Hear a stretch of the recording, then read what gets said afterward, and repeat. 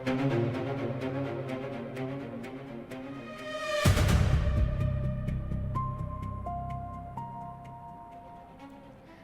চুরির ঘটনায় কিছুতেই লাগাম টানতে পারছে না পুলিশ।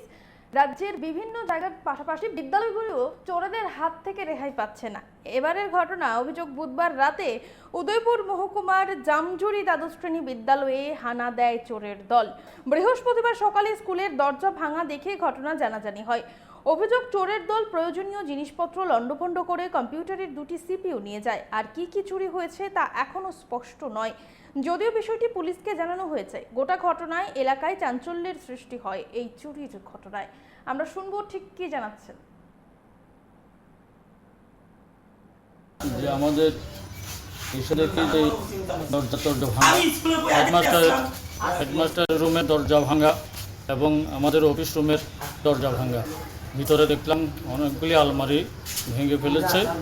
আর আপাতত যেটা দেখেছে যে একটা সিপিইউ অফিস রুম থেকে নিয়েছে এবং হেডমাস্টারের রুম থেকে নিয়েছে।